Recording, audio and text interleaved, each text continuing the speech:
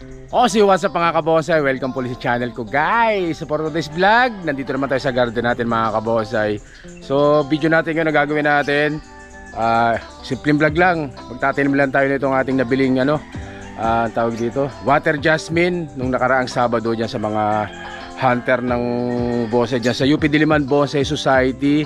Nag-vlog ako, pasensya na, pero hindi na record yung binilag ko nung nakaraan doon sa mga halaman nila. Nagluko tong aking gamit na GoPro, kaya hindi natin yung video, nabuo yung video nila mga kabose. Pero nakabili po ako ng water jasmine, papakita ko sa inyo guys. So ito yung water jasmine na nabili natin mga kabosay. Sa taga Bulacan to, nabili natin sa kanya yan, water jasmine, ganda. 3 piraso. Tsaka ito pa. Yan, water jasmine mga kabosay. Tayo mahilig tayo sa water jasmine na flowering. Yan. Tsaka medyo malilit lang naman ito mga kabosay. Tsaka ito. So nabili natin yan. Tapos nakabili rin tayo ng Vietnam Bluebell kay Idol Danny MacLife. Ayan. So yung mga kabosay kung gusto nyo ng Bluebell, punta kayo tuwing Sabado sa UP Diliman Bonsai Society. At meron pong dala dyan si Danny MacLife ng Rizal mga kabosay. Dadala siya dyan tuwing Sabado ng tawag dito ng Bluebell na micro. Tapos bumili rin tayo ng tawag dito Osmocote Triple 40 na fertilizer para sa mga halaman natin mga kabonsay. Yan.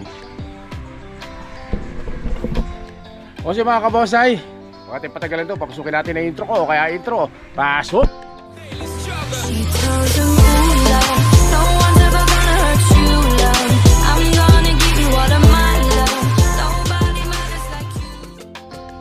Tayo na nga mga kabosay. So itatanim natin yung 3 na yan. Tatanim din natin to sa mas malaking training pot niya sa timba mga kabosay. So punta tayo dito kasi naghuhugas ako nung pinagbistayan na nahingi natin nung nakaraan. Ubus na yung river sand ko to pinagbistayan ng gagamitin natin. So guys, pumice rock. So natin to, binistay ko na to. Kinuha lang natin medyo mas maliliit. So ang ginagawa ko naman ngayon ay hinuhugasan natin. Kasi pag hindi nyo hinugasan yan, yung parang merong matigas siya na parang semento. Kaya kailangan hugasan, tanggalin yan. So yung kulay tingga na yan, parang kulay semento, kailangan tanggalin yan guys. Yan. So hinuhugasan natin mga kabonsai. Tapos hahaluan ko na lang yan ng river sand, kasi may river sand pa tayong natira dito, yung galing ko sa mga hindi natin nabuhay ng mga materialis dati. Tinanggal natin para magagamit natin yung training pot tsaka yung river sand na nakalagay. Paghahaluin natin ito, haluan natin ng river sand itong pinagbistay na pinagbista na buhangin. Napapakita ko sa inyo guys kung ano yung tinatanggal. So ayan putik yan mga kabosay, kaya kailangan talagang tanggalin. Yan ito matigas na to. Ayan. So tumitigas yan mga kabosay, kaya parang pulbos, sobrang pinong buhangin, pangit sa mga bonsai yan, kaya tanggalin natin yan. So ito yung pandilig ko, poso. Ayan poso. So tayo nagbabalak po akong bumili ng water pump para ilagay po dyan sa bomba natin, para hindi tayo nahihirapang mag bomba.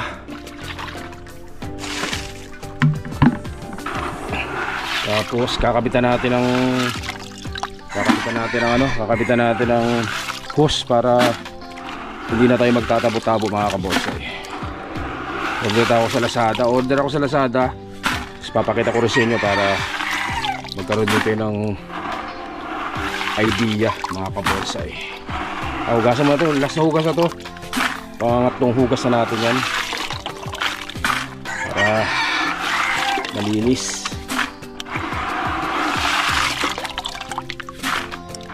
ating mga pinagbistayan. Tapos yung yung bluebell,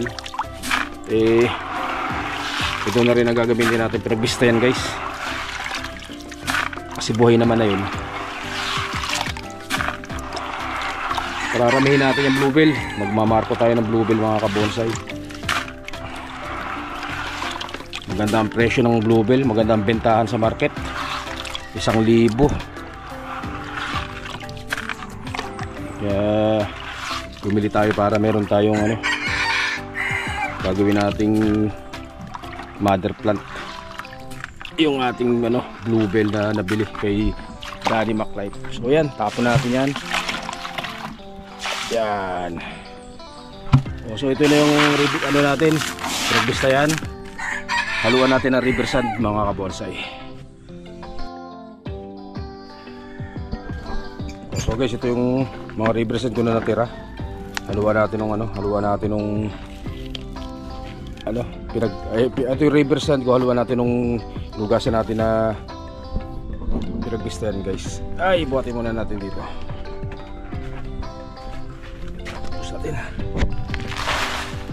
Yan. So, may mga pebbles sa ilalim yan. Gagamitin din natin yan. So mga kalyos natin, kalyos, bilog-bilog, kulasi, marigaw dagat, santan, bougainvillea, toscana. Dami akong mga halaman dito na sari-sari.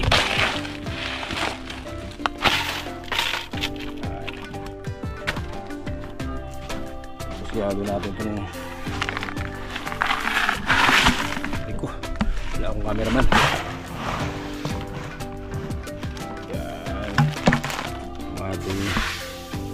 Pinagbistayan ng hinugasan mga kabonsay. So haluin natin ang pag haluin lang natin malalaki, lagay natin dyan sa ilalim para maganda ang drainage nya sa labing iba.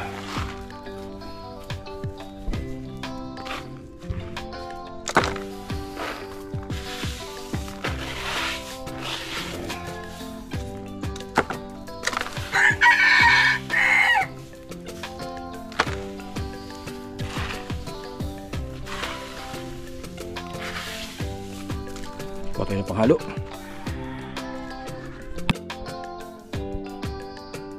At so yun nga guys, yan, nahalo na natin mga kabonsay. Pinaghalo na natin yung river sand tsaka yung pinagbistayan mga kabonsay. So tatalim na natin.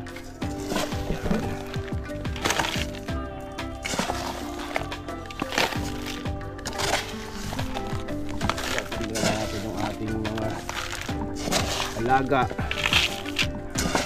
bagong alaga, water jasmine mga kabonsay.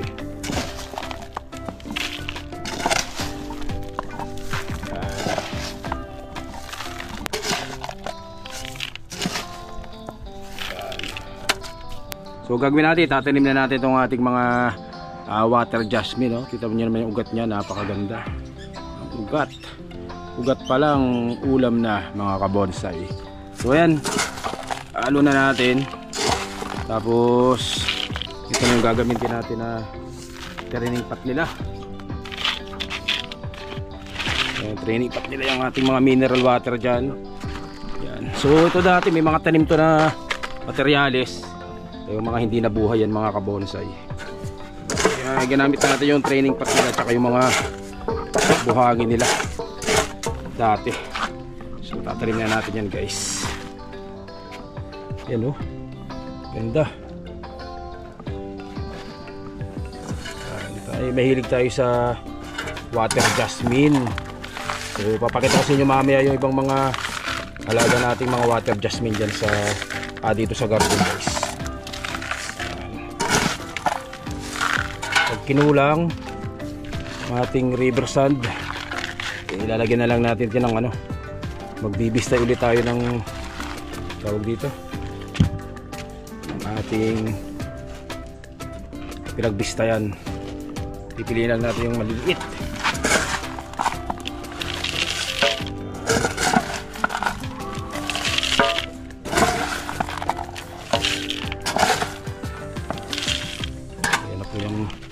itsura nyan guys. Water jasmine. Tsaka yung itlo. Yan pa natin. Para umatangat.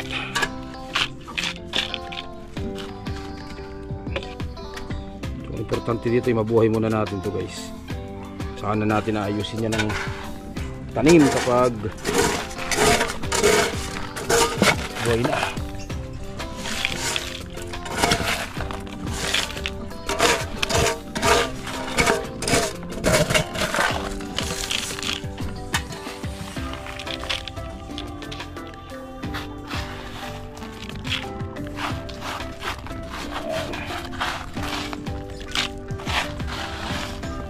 So tuwing Sabado po, pasyal kayo sa UP Diliman Bonsai Society.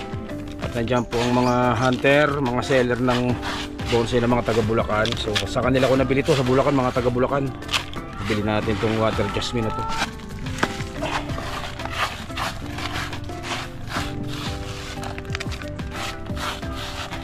Biligan natin mamaya.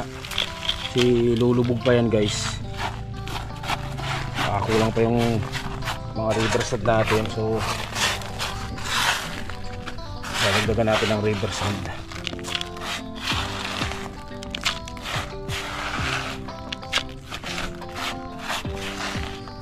Yan.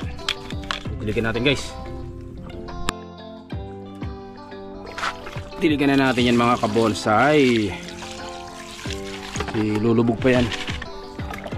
Dadagdag pa tayo ng riverside yan guys. Naubusan po tayo ng riverside mga kabonsai. Ang gagamitin natin ay yung pinagbista yan. Lalagyan natin sa ibabaw. Pero pwede na pala kahit hindi na dagdagan. Sakto na.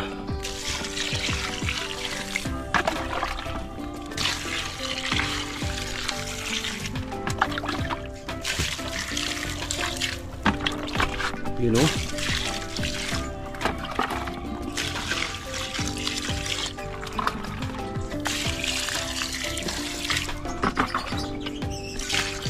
Ganda ng drainage niya. So importante mga kabonsai yung maganda yung drainage nyo para hindi mag-stuck yung tubig dyan sa pot nyo, sa training pot nyo. Dahil kapag yan po mag-stuck dyan, siguradong goodbye materials. Bubulok yan. Yun. O saya na po yung tatlo na water jasmine na nabili natin sa UP Diliman Bonsai Society mga kabonsai. Well, tatlo na yan. Sana po makasurvive yan. Sana po mabuhay natin yan mga kabonsai. So, yan po yung tatlo. Papakita ko sa inyo yung ibang water jasmine ko dito na alaga para makita nyo talaga na tayo po nag-iipon tayo. Basta may mabili tayo na mura lang. So yan, water jasmine dito guys. Water jasmine din po yan. So ito water jasmine din malaki. Ayan, may vlog po ako nito, may video tayo nito na luma sa paghunt natin itong water jasmine na ito. Binigay sa atin ng tropa yan. Ay ko tayo sa kabila para mas makita nyo. Yan o. So yan po ganyang kalaki guys. Ganyang katabang water jasmine. So mangyayari dito, puputol dyan, magpuputol dito. Pero yung ibabaw na yan imamarkot muna natin. So yun pa rin yung project ko na hindi ko pa maumpisahan ng pag mamarkot nitong mga sanga. Mamarkot natin lahat yan guys. Tsaka ito pa. So ito yung napakalaki kong water jasmine. Hindi naman siya malaki pero para sa akin ganyang kataba. So upright, tuwid na tuwid. Ayan. So pwede sana natin putulin na mas bababa. Kaso nanginaya ko dun sa halaman kaya okay lang yan ng ganyang kataas. Hindi naman natin ilalaban yan sa mga show. Ito pa pang sarili lang natin. So ayan po, ganyang kalaki na water jasmine. Ayan. So lahat po nakalatag na sanga. Project natin yan. Water jasmine yan.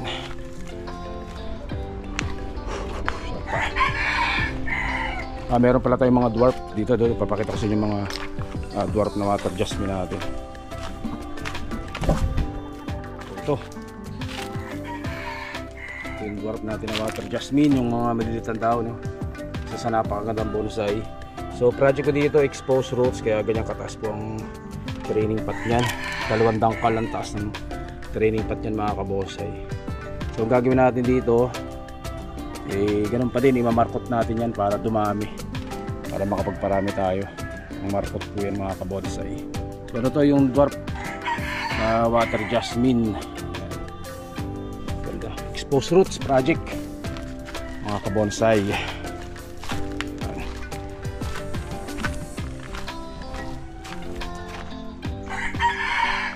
So, meron pa tayo dito na nakalagay sa bato. So, water jasmine din yan. Bato, nakalagay natin sa bato yan, binalot. Ang rock clasping natin ng water jasmine yan mga kabonsai. Yan, so sunod naman ito, tatanim natin ito bluebell mga kabonsai. So binistay ko na tong pinagbistayan. Yung pinagbistayan binistay ulit natin para mahiwalay natin yung mga malalaki. Pang ilalim natin yan. Ito yung gagamitin natin mga kabonsai. At ayun na nga mga kabonsai, na itinim na po natin yung ating Vietnam bluebell. So ayan po. So tinanim natin dito sa timba natin, malaking training pot para mas mabilis lumaki yan mga kabonsai. So ang plano dito, plano ko magmarkot at medyo magparami. Yeah, magmarkot at magparami mga kabonsai ng Vietnam bluebell. So napakaganda, napakapipino ng dahon yan mga kabonsai. Kaya maraming may gusto, maraming naghahanap. Yan. In demand ngayon itong Vietnam bluebell mga kabonsai. So yun guys, ang ganito yung vlog natin. Stay safe at syempre God bless us all po mga kabonsai. Maraming salamat po. Thank you.